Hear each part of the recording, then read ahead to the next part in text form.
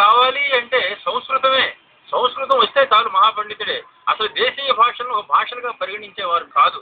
ఒకవేళ దేశీయ భాషలలో నన్నయ్య గారి లాంటి వాళ్ళు, ఒక శ్రీనాథుడో లేదా అష్టదిగ్గజ కవులు ఇలాంటి వాళ్ళు రచనలు చేసిన వాళ్ళందరూ కూడా సంస్కృతంలో దిగ్గంతులు, మహాకవులు. అది గుర్తుపెట్టుకోవాలి. సంస్కృతం తరువాతే దేశీయ భాషలో రచన చేసేవారు. అలాంటప్పుడు మాత్రమే వాళ్ళ గౌరవం ఉండేది తప్ప కేవలం దేశ భాషలో మాట్లాడితే వాడికి విలువ అనేది ఉండేది కాదు.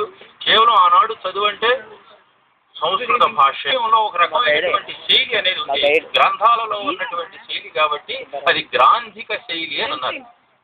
గ్రాంధిక భాష ఆ భాషలో ఉండాలి అనేటటువంటిది వెళ్ళున్నప్పుడు కాదు. ఇనీషియల్ స్టేజెస్ లో వచ్చినటువంటి మాత్రం అవి ఆనాటి వాడుక భాషలోనే ఉండేవి, వ్యవహారిక భాషలో ఉండేవి.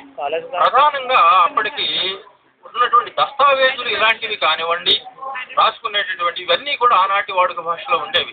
తర్వాత ఏదైనా కావ్యాలకి రాసినటువంటి టిప్పణులు, తాత్పర్యాలు, వ్యాఖ్యానాలు ఇవన్నీ కూడా ఆనాటి వాడుక భాషలోనే ఉండేవి. అయితే ఇది మన గిడుగు రామమూర్తి పంతులు గారి నాటికి పరిస్థితులు తారుమారయ్యాయి.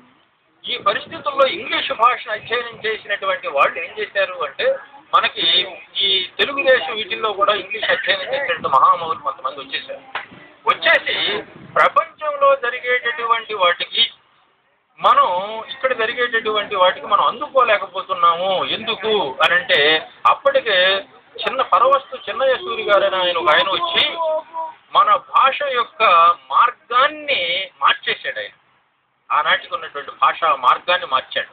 ఎందుకు మార్చాడు, ఎలా జరిగింది అనేటటువంటిది చూస్తే, ఆయన 1848లో మొట్టమొదటగా ఉపయుక్త గ్రంథకరణ సభ అనేటటువంటి ఒక దానికి ఆయన అధ్యక్షుడయ్యాడు. 1848 జరిగింది. ఆ 1848 నాటి వరకు కూడా వచ్చినటువంటివన్నీ కూడా ఆనాటి వాడుక భాషలోనే ఉన్నాయి. ఆ తరువాత ఆయనకి ఎందుకో ఈ వాడుక భాష అనేటటువంటిది అన్ని ప్రాంతాలలోనూ ఒకే విధంగా లేదు కాబట్టి అందరికీ కూడా ఆమోదయోగ్యమైనటువంటి ఒక యూనిఫారం, ఏకత్వం ఉన్నటువంటి ఒక భాష అవసరము అనేటటువంటి ఆలోచన చిన్నయేశ్వరి గారు చేశారు. చేసి దానికి తగ్గట్లుగా నీతి చంద్రిక అనేటటువంటి ఒక పుస్తకాన్ని 1853లో ప్రచురించేశాడు ఆయన రాసేసి. అప్పటి వరకు కూడా ఈ భాషకు సంబంధించిన ఇబ్బందులు ఏమి లేవు. 1855లో ఏం చేశాడు అంటే, కేవలం ఇదే కాదయ్యా నీతి చంద్రిక, దీనికి తగినటువంటి ఒక లక్షణ గ్రంథం అనేటటువంటిది ఒకటి కావాలి అని చెప్పేసి బాల వ్యాకరణం అని చెప్పేసి రాశాడు. ఈ బాల వ్యాకరణం అంటే భాష అనేది ఈ విధంగా ఉండాలి, ఇలా రాస్తేనే ఇది ఒప్పైనటువంటి భాష, దీన్ని అధిగమించి రాస్తే అది తప్పు అవుతుంది అనేటటువంటి నిర్దేశించాడు సూత్ర రూపంలో బాల వ్యాకరణంలో. ఆ తరువాత ఏం జరిగిందంటే, ఇక ప్రతివాడు కూడా తెలుగు భాషలో రాయాలన్నా చదవాలన్నా బాల వ్యాకరణాన్ని ఒక ప్రామాణిక గ్రంథంగా తీసుకొని దానికి ఏ విధంగా రాయాలి వచ్చినాం అని అంటే నీతి చంద్రికను ఉదాహరణగా చూపెట్టడం మొదలెట్టారు. ఈ పరిస్థితి మనకి 1848 నుంచి ప్రారంభమై 55 నాటికి పూర్తయిపోయింది. 55 తర్వాత ఇక ప్రతివాడు ఇదే భాష వాడాలి అనే పరిస్థితి. కానీ అప్పటికే చాలా ఇంట్రెస్టింగ్ ఇది అనమాట. ఇది 1840లో ఇది జరుగుతూ ఉంది. 1840లో మనకి ఇప్పుడు చాలా మంది మీరు విలేకరులు ఇది కొంచెం గుర్తుంచుకోవాల్సినటువంటిది. ఇప్పుడు ఈ కాలంలో ఏమంటున్నారు అంటే, ఈ కోర్టులకు సంబంధించినటువంటి తీర్పులు తెలుగులో ఉండాలి, లోకల్ లాంగ్వేజ్లో ఉండాలని అనుకుంటున్నారు కదండి ఇప్పుడు. కానీ ఆనాటి వరకు ఈ లోకల్ కోర్ట్స్ ఇవన్నీ కూడా తీర్పులు తెలుగు భాషలోనే ఉండేవి. ఉన్నప్పుడు ఆ తీర్పులు ఏ శైలిలో రాయాలి అనే ఇబ్బందులు వచ్చినాయి.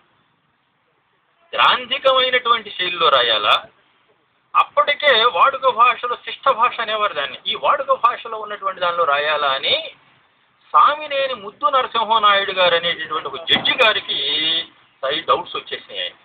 ఆయన ఎక్కడైనా ఆయన అనకాపల్లి ఆయన ఎంత చేసి అంతా చూడండి, మీకు భాషకు సంబంధించినటువంటి అద్భుతమైన పరిశోధనల యొక్క ఆవిష్కరణ అంతా కూడా ఈ తూర్పు ప్రాంతం, ఈ విశాఖ జిల్లా, ఈ శ్రీకాకుళం జిల్లాల నుంచి జరిగాయి.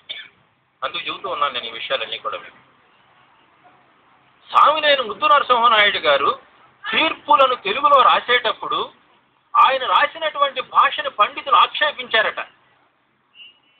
ఈయనేమిటి ఇలాంటి భాష రాస్తాడు అన్నప్పుడు ఆయనకి వచ్చినటువంటి మొట్టమొదటి ప్రశ్న ఏమిటి అంటే, బండి రాలు రాయాలా, శకటరేపలు, అరసున్నలు ఎక్కడ పెట్టాలి, బండి రాలు ఎక్కడ పెట్టాలి, అసలు వాటి యొక్క ఆవశ్యకత ఉందా లేదా, ఇది ప్రశ్న వేసుకున్నాడు ఆయన.